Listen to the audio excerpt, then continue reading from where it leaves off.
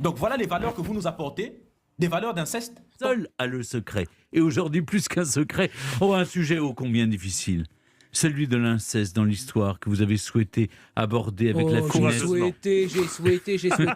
J'ai souhaité vous faire plaisir. Oh, oui. Non, mais attendez. Oui. Non, ne nous prétendez pas. Qu'est-ce que vous insinuez? Mathieu, je vous prends à C'est témoin. épouvantable. J'ai bien remarqué que Stéphane, les histoires de mariage en mais Égypte, uniquement dans l'Égypte ancienne, quand c'est à très chaque loin fois, dans le temps. ça vous fascine, mais c'est vrai que c'est une exception, c'est l'exception égyptienne, et il y a de quoi fasciner. Hein. Alors oui, l'inceste, l'inceste, incestrum, impur, voilà ce que veut dire le mot inceste en latin. Et l'inceste désigne bien sûr une relation sexuelle entre membres de la même famille et soumise à un interdit. L'inceste, c'est le dernier tabou. Exactement. Mais donc, c'était pas un interdit dans l'Égypte ancienne, ce qu'on disait. Alors justement, je viens de parler, si vous avez suivi, n'est-ce pas? Je viens de parler de l'exception égyptienne. L'exception égyptienne. Hein. Alors oui, vous parliez du dernier tabou. La formule, c'est le grand anthropologue Lévi-Strauss, naturellement, dans pratiquement toutes les sociétés, tous les mythes fondateurs, il n'y a pas d'inceste.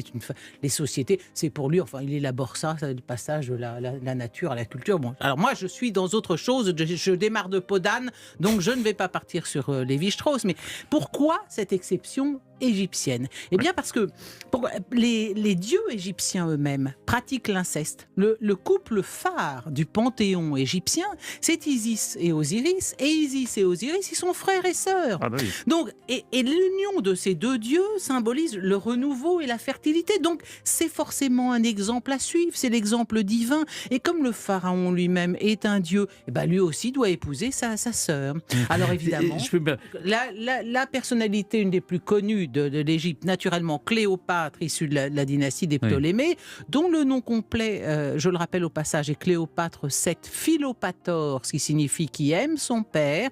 Eh bien, avant de rencontrer César et Marc-Antoine, elle règne sur l'Égypte avec ses deux frères époux, Ptolémée XIII et Ptolémée XIV. Et rappelons qu'elle-même descendait d'une lignée de 12 incestes frères et sœurs successifs. Mais, si je peux me permettre, aujourd'hui avec la génétique, on voit que ça peut être très dangereux, que le bébé risque de ne pas être viable. Alors, voyez, à l'époque, les connaissances en génétique à l'époque de Cléopâtre devaient malheureusement être un petit peu réduites. Mais ce qui est étonnant, c'est que au début, si vous voulez, sur la première forme d'inceste, les maladies récessives sont évitées. C'est comme les bâtards chez les chiens. C'est-à-dire que ça fait des espèces plus résistantes. Et c'est après, c'est aux générations suivantes que ça commence à se gâter. Mais elle était très belle. En tout cas, elle n'était pas belle. On en a déjà parlé l'autre jour. Parce que c'était une lagide avec un gros nez écrasé.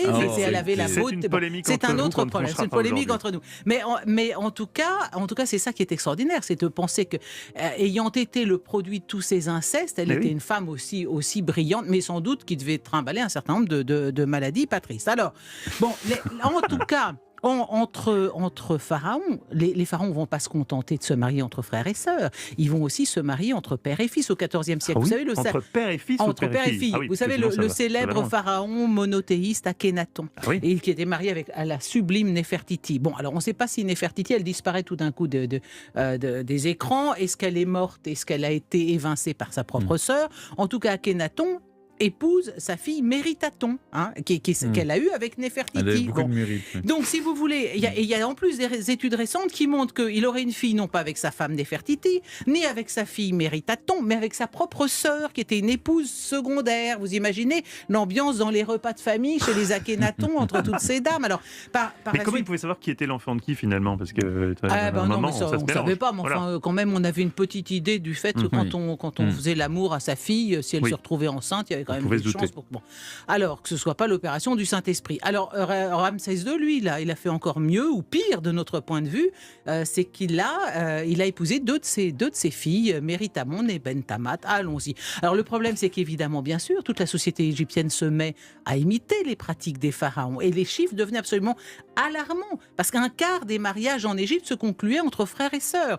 Alors, donc voilà les valeurs que vous nous apportez, des valeurs d'inceste. Ton Dieu n'a Jésus. Alors il y a un petit bémol. Ça permet de garder le bien dans la famille. Ça c'est le bon. C'était pour des...